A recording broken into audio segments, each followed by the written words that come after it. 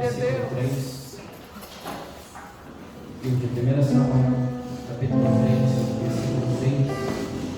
Em seguida, 1 Samuel, capítulo 4, versículo 21. Quantos irmãos procuram a referência bíblica? Quero agradecer a Deus seja tributada a honra, a glória, o louvor, por mais uma oportunidade que nos é concedida de poder ministrar a obra do Cordeiro. Não estamos aqui por merecimento, mas porque a misericórdia de Deus tem nos alcançado. Faço minhas palavras do profeta Jeremias, quando ele diz que é só uma criança que não sabe falar, mas creio que Deus vai te colocar nos meus lábios as suas palavras. Agradeço a Deus pela vida do pastor Joel, sua família, seu ministério, pela confiança e pela oportunidade que nos é concedida, o corpo de obreiros, a cada irmão que aqui se encontra e que até agora está aqui nos ouve, irmãos que trabalharam hoje, que ainda vão trabalhar, mas até aqui permaneceram. Que Deus os abençoe poderosamente. Amém? Não, quem achou de ver esse Bíblia diz amém. Amém. 1 Samuel capítulo 3, versículo 3. Vamos dizer assim: e tendo se deitado também Samuel no templo do Senhor, em que estava a arca, antes que a lâmpada de Deus se apagasse. 1 Samuel capítulo 4, versículo 21. Mas chamou o menino Ícabod, dizendo: foi-se a glória de Israel. Isto ela disse porque a arca de Deus fora tomada, e por causa de seu sogro e de seu marido. Amém? Então, somente esses dois versículos.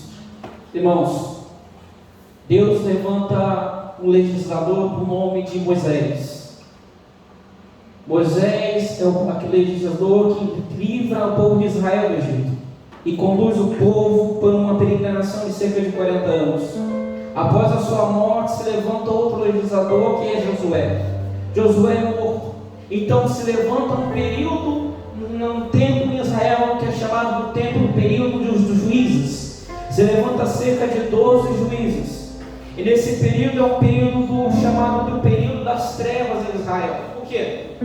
Porque Israel era oprimida. Israel começava a prevaricar contra Deus, começava a pecar contra o Senhor e se esquecer do Deus ao qual libertara ela do Egito. O povo que nasceu naquela terra se esqueceu do Senhor. O povo que nasceu na terra prometida se esquecia de Deus. Então logo Deus permitia que o inimigo oprimisse o povo. Deus permitia que o inimigo colocasse as mãos no povo. Então o povo se lembrava de Deus, clamava a Deus como um libertador. Deus então levantava um líder tribal que era um juiz, e esse juiz se levantava e livrava o povo da opressão. Mas mal Deus levantava esse juiz, mal o povo era liberto do mal a qual era permitido. O povo voltava a se esquecer de Deus e voltava às primeiras situações, ou seja, voltava ao pecado.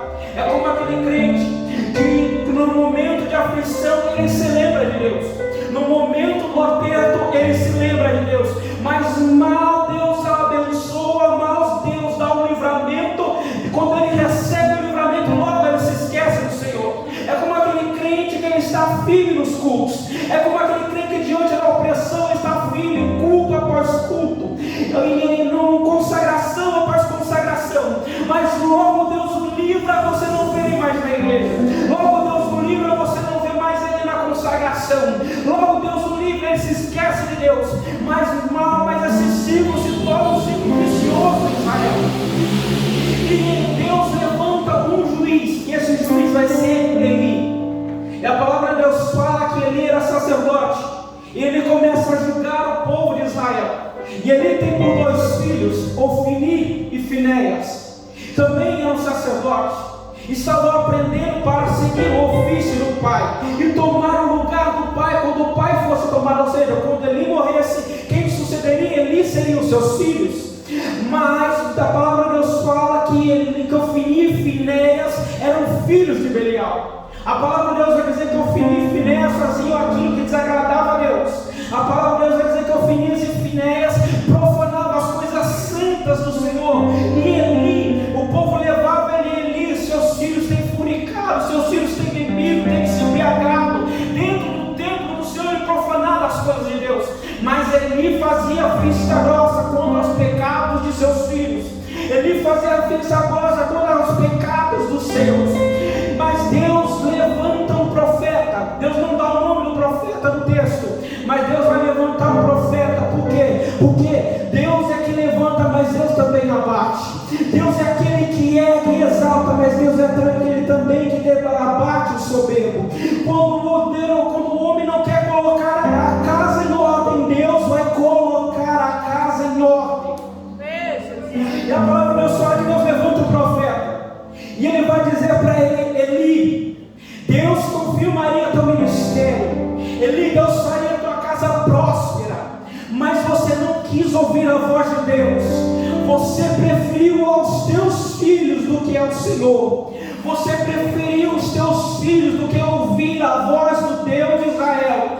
Deus cortará o seu braço, ou seja, a tua descendência não vai prevalecer. Eli, a tua descendência não vai se acender. Deus aí usa o profeta para dizer: e Deus já tem preparado um sucessor para você. E a palavra de Deus começa no livro de 1 Samuel dizendo a respeito de uma mulher. E essa mulher está orando. E a palavra de Deus vai dizer que ano após ano, Ana subiu ao templo do Senhor para orar. Ano após ano, uma mulher se colocava diante do Senhor. E ela orava a Deus dizendo: Senhor, eu quero um filho. Ela era estéril, não poderia dar à luz. A sua rival continuava ano após ano dizendo: eu posso gerar, mas você não pode. E ano após ano aquela mulher pedia a Deus um filho. Só que naquele ano aquela mulher sobe com a alma amargurada. E ela agora sobe dizendo com uma oração diferente: Senhor, se me deres um filho, ela vai especificar na oração: se me deres um filho varão, ele servirá ao Senhor na tua casa todos os dias da sua vida. Ana precisava de um filho, Deus precisava de um sacerdote. A oração de Ana se ligou à vontade de Deus. Deus olhou do céu, olhou para aquela mulher amargurada de espírito: eu responderei a tua oração. Só que ele olha para aquela mulher e vai dizer: mulher, a essa hora do dia você está embriagada, a essa hora do dia você já está bêbada.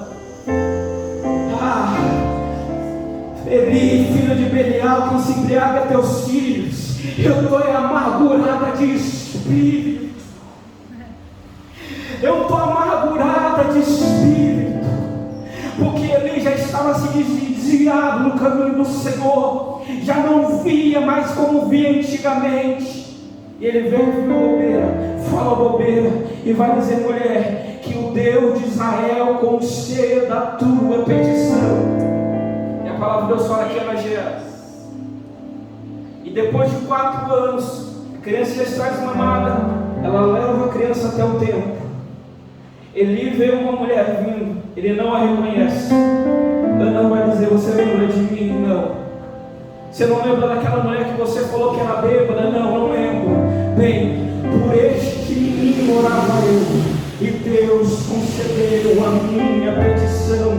Eli estava olhando o menino, mas Ana estava entregando o seu sucessor. A palavra de Deus fala que o menino vai crescendo, e quem vai ensinar o caminho para o menino é Eli. Ele está corrompido, ele está calado perante o pecado dos filhos. E muitas das vezes o mal da nossa geração, e o mal muitas das vezes dos profetas jovens, eles muitas das vezes sentam o pau e querem falar mal dos pastores, daqueles que vieram antes deles. Mas eles não entendem que a geração que nós estamos crescendo é a geração de Samuel, de Ofni e Finéias. Nós viemos substituir Ofni e Finéias, enquanto existe uma geração que está se profanando, de jovens que estão se perdendo. Há ainda uma geração de Samuel que está crescendo para servir no tempo do Senhor. Mas é com os mais velhos que ela vai aprender. É como era com os mais velhos, com as licenças que vieram antes de dele. E Samuel vai crescendo. Ele vai crescendo no tempo.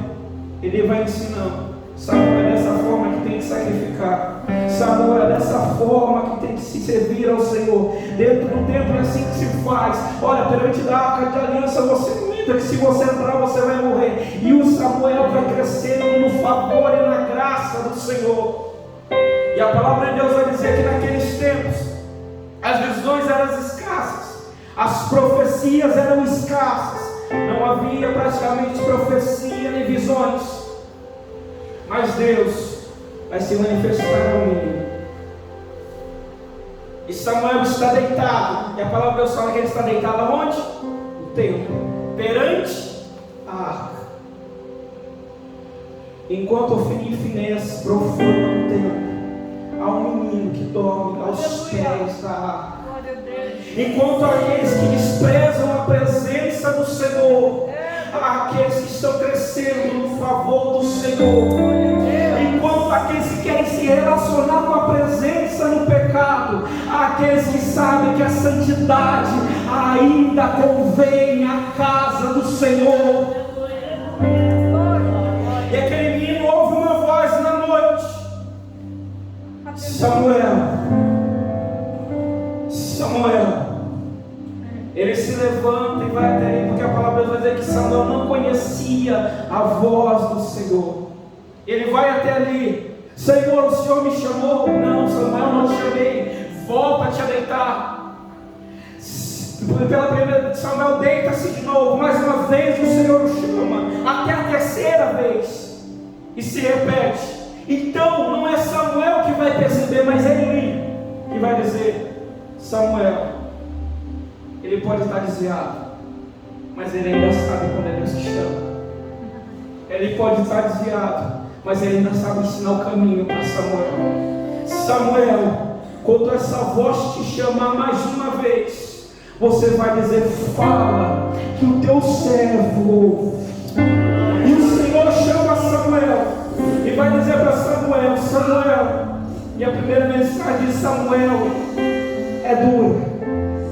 A primeira visão e mensagem de Samuel é difícil. Deus revela a Samuel: Eli se desviou, seus filhos também,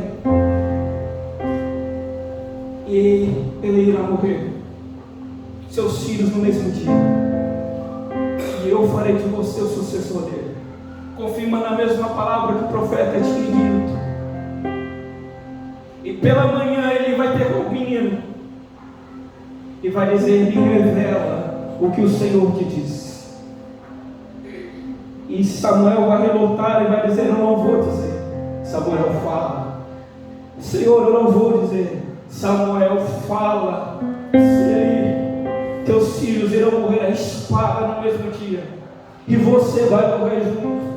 E Deus levantou um sucessor segundo o seu coração. E a palavra de Deus fala que o menino profetiza. E dali para frente Samuel vai exercer o ministério de profético. E a palavra de Deus fala que o menino vai crescendo, vai profetizando. E cada profecia de Samuel, palavra a palavra, nenhuma cai por terra. Nenhuma. Samuel cresce. Os filisteus afrontam o povo de Israel. O povo de Israel sai à peleja. Eles lutam contra os filisteus, mas eles perdem. E ao perder eles se lembram: vamos pegar a arca, vamos tirar a arca do templo, porque todas as vezes que nós trazemos a arca para o campo de batalha, Deus nos dá vitória. Todas as vezes que nós trazemos a presença de Deus para o campo de batalha, Deus nos dá vitória. Todas as vezes que nós chamamos a presença de Deus para as nossas guerras, Deus nos dá vitória. E eles vão chamar quem para trazer a arca? Samuel? Não. Vão chamar Ofni e Finéias. Chama Ofni e Finéias. Manda eles trazerem a arca. Manda eles trazerem a presença. E eles pegam a arca, vão levando a arca e vão festejando, vão adorando. Só que tem gente que está festejando antes do tempo, tem gente que está cantando vitória antes do tempo, está conduzindo a arca está no pecado. Quem está conduzindo a arca está no adultério. Quem está conduzindo a arca está na fornicação. Vamos chamar para pregar, porque quando ele prega, ele traz a arca, está no pecado, não vai ter vitória. Vamos chamar ele para cantar, porque quando ele canta, traz a arca, está no pecado, não vai ter vitória. E o povo vai cantando, e os filisteus ao ouvirem, a arca está vindo. Eles não temem pelo povo, eles temem pela presença. E eles vão dizer: o Deus de Israel é terrível. Olha o que ele fez aos egípcios, o que ele não fará conosco. A arca estava lá, mas o Deus da arca não. A presença, a festa até podia estar acontecendo, mas o Deus da festa não estava lá. E a palavra de Deus fala que naquele dia Ofni e Finéias morrem à espada. Eli, ao ouvir a notícia, cai de sua cadeira. Ele já estava velho, cego, e quase não ouvia direito, e cai e morre e quebra o pescoço. E a arca de Deus é tomada pelos filisteus e é levada até o templo de Dagom. E ao ouvir essa notícia, a mulher de Finéias, ao dar a luz, ela diz: acabou-se, Icabode, ou seja, foi-se a glória de Deus. Não adianta. A presença permanece em santidade. Meu Deus. A comunhão só se adquire na santidade. Não adianta querer levar a comunhão no pecado. Deus nos chama, fala: vinde como estáis. Mas quando nós vimos e somos atraídos por Ele, é necessário nascermos de novo. É necessário tomarmos a nossa cruz e segui-lo. Não adianta queremos levar uma vida no pecado achando que a arca está conosco, pois não está. E a arca é levada ao templo de Dagom. E perante a arca, a estátua de Dagom cai. Os filisteus são feridos e afligidos por vários males, por úlceras malignas. E eles falam: olha, era pela arca. A santidade de Deus fere aqueles filisteus. E eles vão dizer: o que nós vamos fazer? Peguem um cavalo, peguem bois, peguem uma carruagem, coloquem a arca e mandem-se embora daqui, porque senão nós vamos morrer. Pergunte ao sacerdote deles o que nós devemos fazer. E um sacerdote vai dizer: ofereça um sacrifício. Segundo as suas úlceras, eles façam com ouro e coloquem na arca, e Deus aplacará a ira sobre vocês. A arca de Deus é levada em carruagens de bois até a casa de Abinadab, e por 20 anos ela fica ali. E o tempo se passa. Agora quem é sacerdote é Samuel. Samuel vai ungir 2 reis, os primeiros monarcas de Israel. O primeiro monarca, Saul. Saul se levanta como rei, porque o povo rejeita ao Senhor e a Samuel. Saul se levanta. Só que Saul vai ser rebelde para com a voz do Senhor. E Saul também não se atenta para a presença de Deus, porque ele carrega seu reinado, mas nunca foi buscar a arca de Deus. Ele leva seu reinado, mas nunca foi buscar a presença do Senhor. Então Deus fala para Samuel: Samuel, até quando você terá pena de Saul, tendo eu rejeitado? Eu já levantei um rei segundo o meu coração. Ele está no pasto, é o inimigo, mas eu conheço o coração. E Samuel vai até a casa do pai de Davi. Ele vai, a gente conhece a história, passa todos os mancebos. Ele fala: acabaram os seus mancebos? Não, ainda não, estão no pasto. Manda chamar, a gente não se acerta a mesa enquanto os meninos não chegar. Davi chega, é ungido rei, mas a história de Davi ainda é longa. Ele é ungido rei, derruba Golias, e a gente conhece a história. Só depois de 30 anos, aos 30 anos de idade, que Davi vai reinar. E Davi começa a reinar. Passou por muitas lutas, muitas batalhas, Mas a primeira coisa que Davi se atenta, uma das primeiras coisas que ele percebe, a arca não está em Jerusalém. A presença tem que voltar para o seu lugar. A arca tem que voltar para o seu lugar que está destinada a ficar. Saul governa, não se atenta para a presença. Davi começa a governar. A primeira coisa, me traga a arca do Senhor. Traga a presença de volta para o lugar dela. Aleluia. A casa está na arca, está na casa de Abinadab. 20 anos se passaram ali e nada aconteceu. E Davi manda buscar a arca, traga a arca. Na onde? Manda os cavalos, manda a carruagem e manda os bois. Davi está fazendo a coisa certa, da maneira errada. Vamos trazer a presença, coloca a carruagem, coloca a arca na carruagem e vamos trazendo. Só que no meio do percurso ela treme, vai cair, o Zóio estende a mão, o Zóio vai meter onde não deve e Deus o mata. E Davi, por temer que aconteça a mesma coisa com os outros ou com ele, deixa a arca na casa de Obed-edom. Davi se esqueceu que quem carrega a arca são os levitas, não é o carro de boi. Não adianta querer carregar a arca como um filisteu. Não adianta a gente querer trazer a presença de Deus como o mundo traz. Não adianta a gente querer fazer como o mundo para trazer a presença para dentro da casa do Senhor. O Deus que estabeleceu a adoração também estabeleceu os meios para como deve ser adorado. O Deus que estabeleceu que a sua presença se achegue, estabeleceu jeitos que para que a presença dele se achegue. Não adianta enfeitar como o mundo enfeita.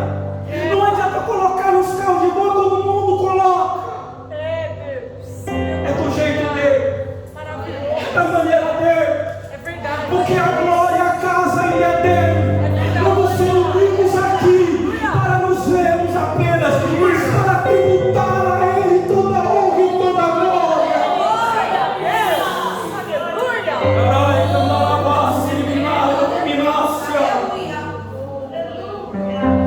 Deixa a arca na casa de Obed-edom, senão a gente também vai morrer.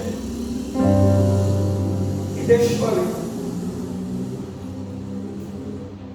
Oh, meu Deus. Aleluia. 20 anos na casa de Abinadab, nada acontece.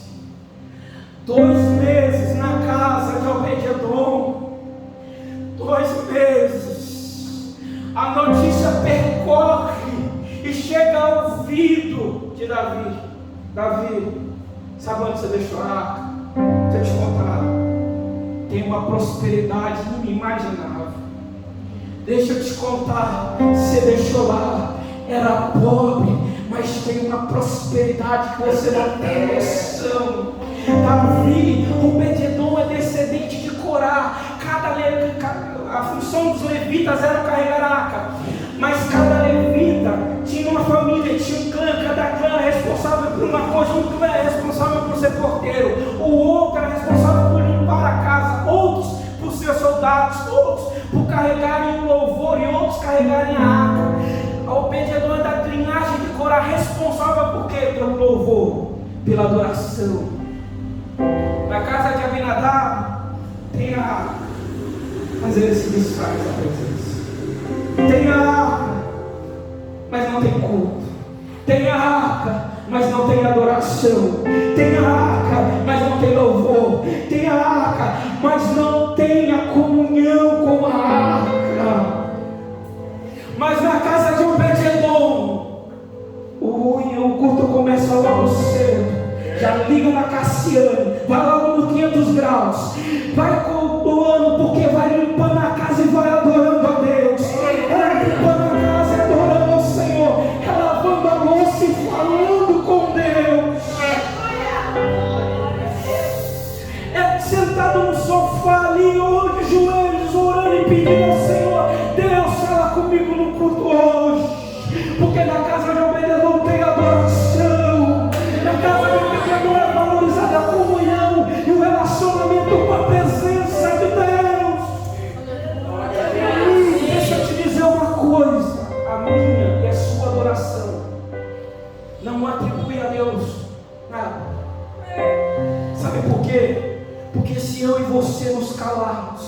esses bancos vão clamar. Se eu e você nos calarmos e não adorarmos diante dele, há serafins que de noite estão gritando: Santo, Santo, Santo, Santo é o Senhor. Mas a adoração, quando ela é mandada para cima, Deus manda a glória para baixo. Eu abençoo, ele começa a abençoar o adorador. Não é Deus que muda, mas é a situação do adorador que muda. Não é o cenário, não é o cenário de Deus que muda, mas é o cenário, a voz, a volta do adorador que muda. E Davi agora vai se reunir. Olha, é a primeira vez que a gente tentou fazer do jeito que o mundo fez, não deu certo. Mas agora me ensinaram que Moisés ensinou que tem que ser os levitas que tem que carregar a presença. É os levitas que tem que carregar a arca. Chama todo levita, que é cabeça do seu clã, cada pai de família, porque a gente vai levar. Olha, você vai cantar, você vai tocar, você vai tocar trompete, você vai sacrificar. Cada um vai ter uma função e você vai carregar a arca, porque muitas das vezes é pesado no caminhar, porque sobre nós repousa a glória de Deus. É sua responsabilidade carregar o peso da glória de Deus. E ele vai dizer mais para os levitas: olha, se santifica para poder carregar a arca.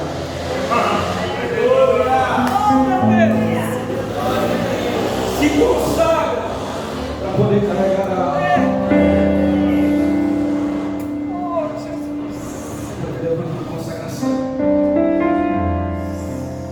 Se consagra. Agora vamos buscar a arca. Ele pega a arca, essas levitas colocam sobre seus ombros e começam a carregar, começam a trazer. Obed-edom vê, fala: tá levando a arca embora? Tô. Vai levar para onde? Para Jerusalém. E você? Tô indo junto, porque pode a presença do onde a glória de Deus estiver. Mas Obed-edom, tua casa está próspera. Obed-edom, você era pobre e não tinha nada, meu filho. Eu não tinha a presença. Quando ela chegou, eu quero a presença. Eu não quero que essa terra tenha a oferecer. Eu quero que o céu tem para me dar. Arai, candarabá, siriminaícia. Aqui, Padai, Bibiaceia.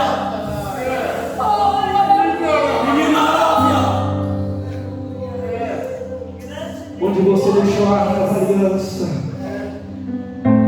foi naquele quarto de oração, vai lá buscar. Onde você deixou a arca da aliança,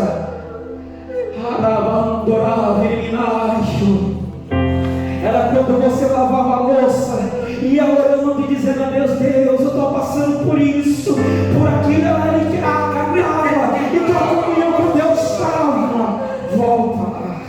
Onde está? Onde você deixou? Foi naquele quarto, foi naquele sofá, foi naquele monte.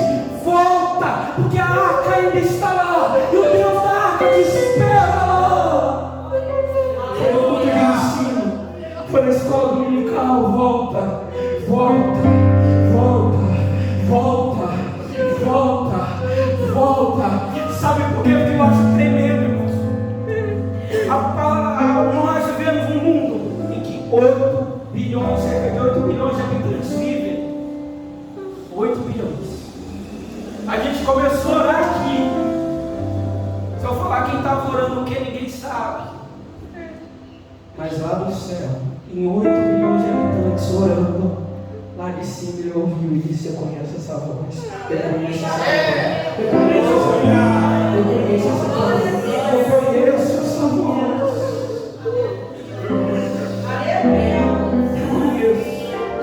Eu conheço, porque eu conheço todas as estrelas do céu, chamo cada uma pelo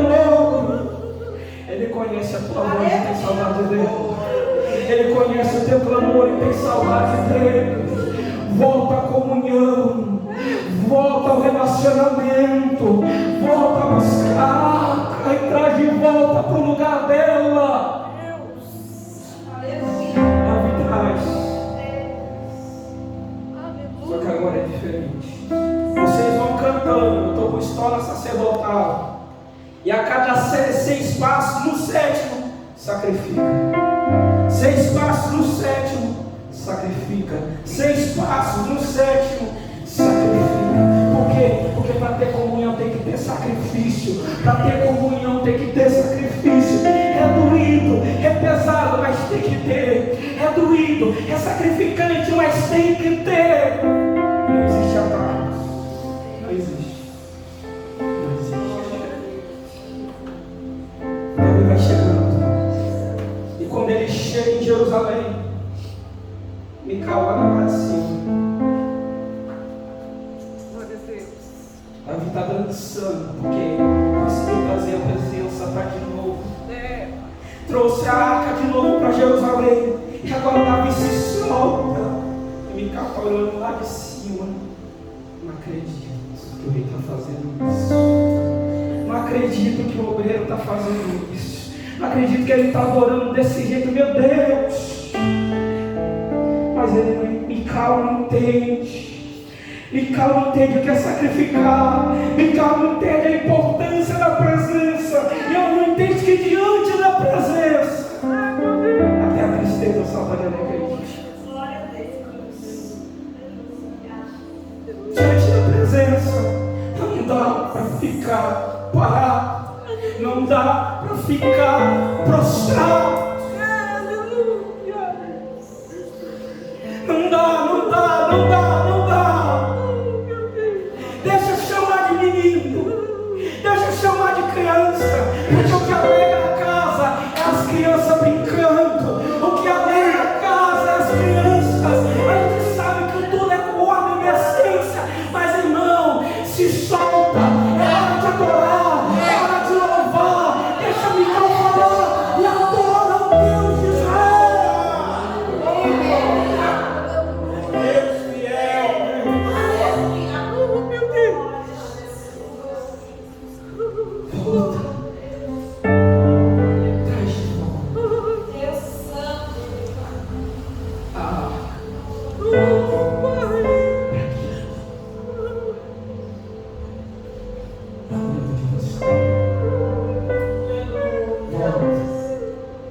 Você sabe onde você deixou. Você sabe. Deus está dizendo: volta. Volta às primeiras mãos. A oração que eu faço nessa noite é a oração de Abacuque.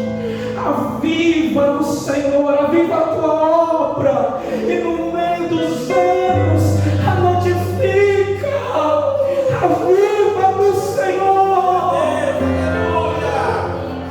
Passamos por uma pandemia. Olha você aí.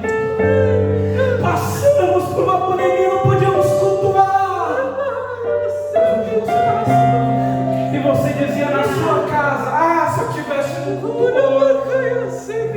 Ah, se eu pudesse adorar. E o que te segura agora?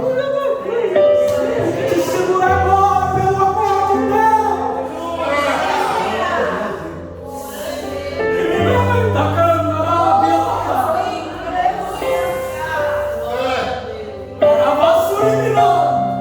A porta estava fechada, meu Deus. Que saudade de orar no ciclo de oração. A porta está aberta, a gente pede agora. Ah, meu Deus, que vontade de estar no culto. O culto está na quarta, está na sexta, está no domingo. Agora é que Deus que te pergunta: cadê você? Antes você perguntava a ele para fechar.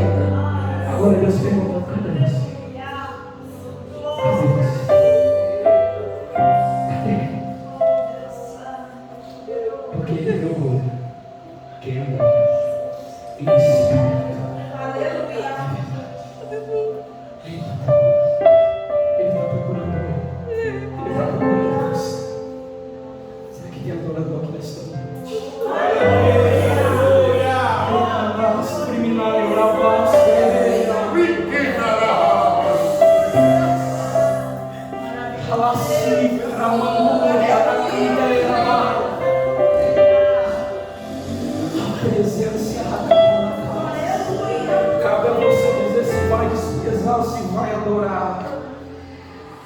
tem ouvidos, ouça o que o Espírito diz à igreja. Eu agradeço a oportunidade em nome de Jesus e torna a palavra ao pastor Joel.